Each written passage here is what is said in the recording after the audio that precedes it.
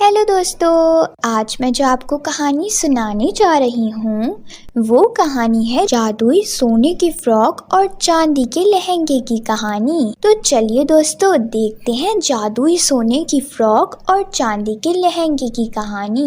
चंपा गरीब लड़की थी। वो जमींदार के खेत पर मजदूरी करके अपना गुजारा करती थी। इस तरह एक दिन चंपा खेत में काम कर रही थी। तभी अचानक आसमान से घायल चिड़िया चंपा के सामने आ गिरती है। बेचारी चिड़िया दर्द से तड़प रही थी। ये देख चंपा से रहा नहीं जाता और वो काम छोड़कर चिड़िया के पास पहुंच जाती है। ये देख जमींदार की पत्नी को बहुत गुस्सा आता है और वो चंपा को डांटने लगती है। अरे नालायक, काम छोड़कर तू इस चिड़िया के पास क्यों चली आई? जाकर अपना काम कर। मालकिन देखिए, ये चिड़िया बहुत बुरी तरह घायल है। मैं इसकी मलहम पट्टी करना चाहती हूँ वरना ये मर जाएगी। मैं काम बाद में कर लूंगी। मैं सबसे पहले इसकी मलहम पट्टी करूंगी।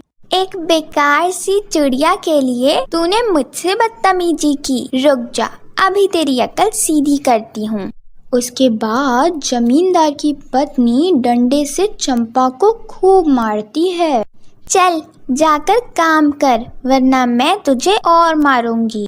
बेचारी चंपा रोती हुई कहती है, तुम बहुत ही बेरहम हो। मैं तुम्हारे यहाँ काम नहीं करूँगी। मैं यहाँ से जा रही हूँ। उसके बाद चंपा चिड़िया को उठाकर उसे अपने घर ले जाती है। फिर चंपा चिड़िया के जख्मों पर मलहम पट्टी कर देती है। शाम तक चिड़िया पूरी तरह ठीक हो जाती है। मेरी जान बचाने के लिए तुमने अपनी नौकरी छोड़ दी। सच में तुम बहुत ही दयालु हो। कोई बात नहीं, ये तो मेरा फर्ज था। अब तुम आराम से अपने घर जा सकती हो। लेकिन जाने से पहले मैं भी तुम्हारे लिए कुछ करना चाहती हूँ। पास वाले जंगल की पूरब दिशा में दूसरों को परेशान करने वाली एक बुरी चुड़ैल रहती है। उसी चुड़ैल ने मुझे घायल किया था। उस चुड़ैल के पास एक सोने की फ्रॉक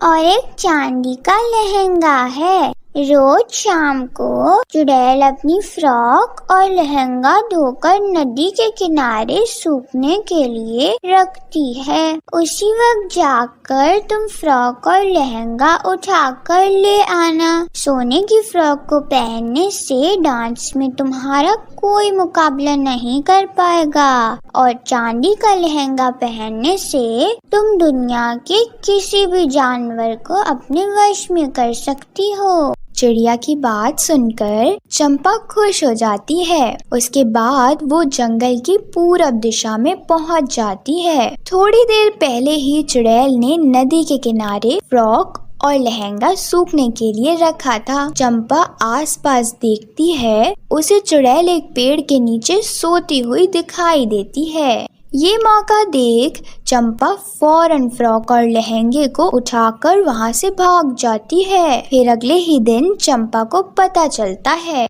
कि पास के शहर में डांस कंपटीशन हो रहा है। ये सुनकर चंपा खुश हो जाती है और सोने की फ्रॉक पहनकर डांस कंपटीशन में हिस्सा लेने पहुंच जाती है। सोने की फ्रॉक की वजह से चंपा वहां सबसे अच्छा डांस करके पहला इनाम जीत लेती है। चंपा को इनाम के तौर पर पूरे 2 लाख रुपए दिए जाते हैं। अरे वाह, मुझे ढेर सारे पैसे मिल गए। अब मैं स्कूल में एडमिशन लेकर अपनी पढ़ाई शुरू कर दूंगी। उसके बाद चंपा एक अच्छे स्कूल में एडमिशन ले लेती है और स्कूल जाकर पढ़ाई करने लगती है। इस तरह कुछ दिन बीत जाते हैं। फिर एक दिन चंपा बाजार में गोलगप्पे खा रही थी। तभी अचानक वहाँ खतरनाक शेर आ जाता है। शेर को देखते ही पूरे बाजार में भगदड़ मच जाती है और सभी लोग अपनी जान बचाकर इधर उधर भागने लगते हैं। तभी चंपा देखती है कि उस राज्य की रानी सड़क पर गिरी हुई है और शेर उसके नजदीक पहुंच रहा है। हे भगवान, ये शेर तो रानी को मार कर खा जाएगा। मुझे फौरन इन्हें बचाना होगा। उसके बाद चंपा अपने पर्स से चांदी का लहंगा निकाल कर पहन लेती है। उसके बाद चंपा शेर के सामने जाकर खड़ी हो जाती है और देखते ही देखते उसे अपने वश में कर लेती है। फिर चंपा का इशारा पाकर वो शेर वहाँ से भाग जाता है। चंपा की बहादुरी देख रानी बहुत खुश होती है। तुम तो शेर के सामने एकदम निडर होकर खड़ी हो गई थी। सच में तुम बहुत ही बहादुर हो। तुमने मेरी जान बचाई है। तुम मेरे साथ महल चलो।